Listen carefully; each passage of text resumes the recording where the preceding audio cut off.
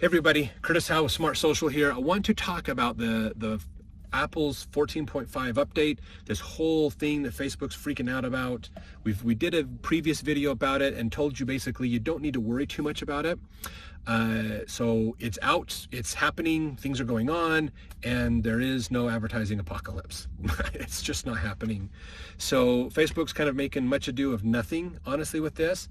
Now, it will affect them. I do admit this will affect some businesses, because here's the thing, if you're relying on Facebook and Google and other companies to gather the data about your customer, and then they're going to sell you access to that data so you can target ads to your customers, that's where you're going to have the biggest problem with this update. Over time, you could lose access to a percentage of your customers because they don't want to have their data shared. They don't want to be tracked. So in advertising, there's a problem between privacy rights and the ability to hyper-target your advertising, get the best bang for your buck, for your ad dollars. And they're clashing right now. They are clashing right now. So here's the thing to realize as a business, okay? This is the thing to think about. Using those third-party tools isn't necessarily bad, okay? You're just using them to improve the efficiency of your advertising. I mean, let's face it, if you're advertising, you want your advertising dollars to go to the ideal customer as much as possible, because that is limiting the waste of your advertising dollars. And as a consumer, if you think about it, if you want to see ads, it's much better to see ads that will benefit you, stuff that you're willing to spend your money on. I mean, if you show an ad to a 16-year-old girl about bodybuilding, creatine and stuff, that's not going to be an efficient ad.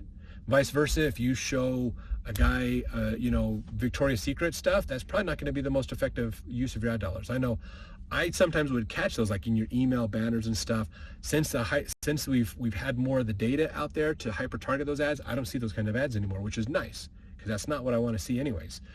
So there is a benefit to this. And so if you turn off your tracking, then realize that you're going to see a lot less ads that you want to see. You're going to see more ads you don't want.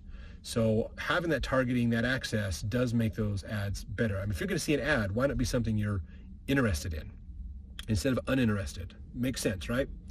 So that's something to look forward to with those. Now, from a business standpoint, realize that you as the business honestly should be understanding your customer. If you are outsourcing your understanding of your customers to these third-party people, you're going to have the most problems with these privacy rights changes. And the more privacy rights come into play, the harder it is for you to have good advertising. So this is a fundamental thing to look at in your business. And I highly, highly, highly, highly recommend that you do more in understanding your customers. Okay, and in the secrets of social media success, we talk about the importance of understanding your customer. There's so many important things to think about from your business standpoint to really understand your customer. So, and everything you do should be focused on helping that ideal customer work with you and do more with you. So as a business, you should take the time to really look at how can I understand my customer better, myself, and not rely on third-party data. So take the time to gather data on your own customers. Take the time to understand them and know what are their hobbies, what are their interests. You actually have a tremendous amount of data on your customers if you think about it. Okay, if they're buying, you understand they're buying. You understand, okay, why are they buying this? How does this product get used? That can give you some inference into what they are needing. If it's a product that you need for a certain medical condition, then there's a good chance they have that medical condition. What are related conditions? What are other complications and problems around that? What are other products that could be helping them, that could support them in that? Let's advertise those ones to them because we want to be more support to them. So all of this is good stuff. It's just not put in practice most of the time with the business. They're so focused on new clients that they forget I should understand my clients so I can get more of the right clients. So this is that whole, you've heard the idea of the sharpening the saw, the quote from, I think it was Abraham Lincoln, that if I had 5 hours to cut down a tree, I would spend 3 hours sharpening my saw, or my axe type thing. That's the thing that this comes down to. This is about making your business better.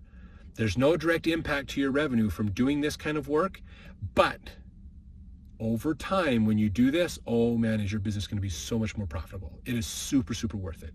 It's just that foundational stuff that you just got to do as a business owner.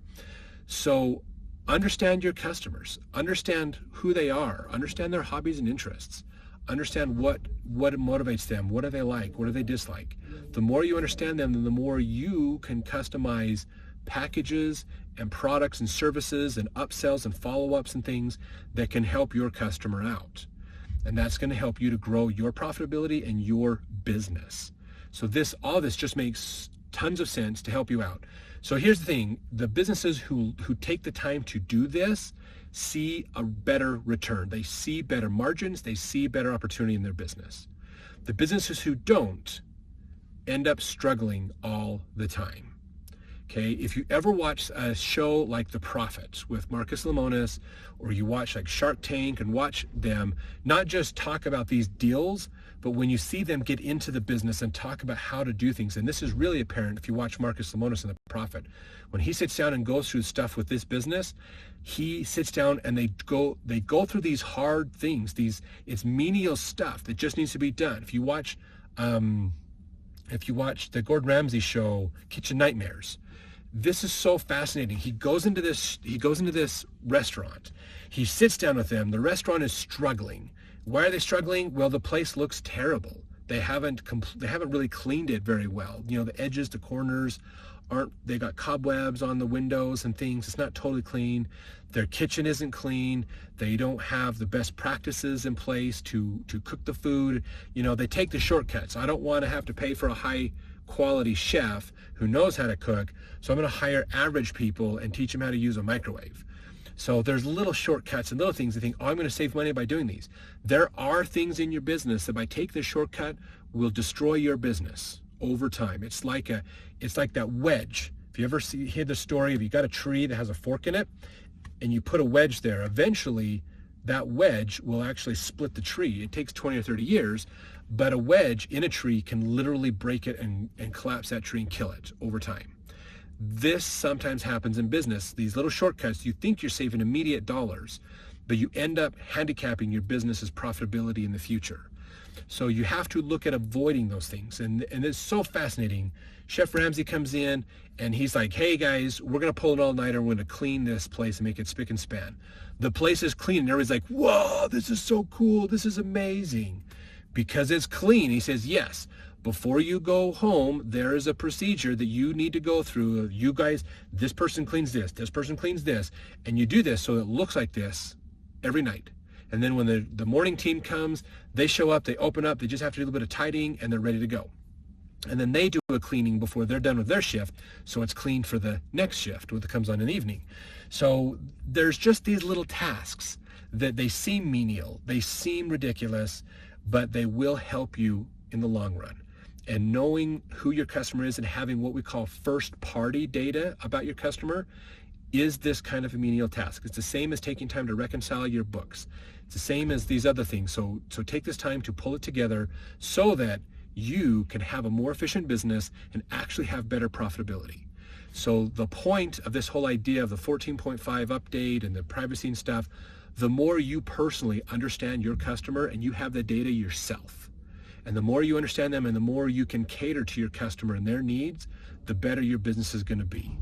That's what you need to focus on. So think about how can you do that.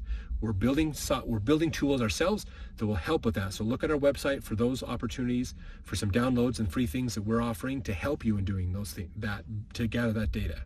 But this is critically important for your business. It'll help your business be so much more effective in the long run. It's so worth it. So make sure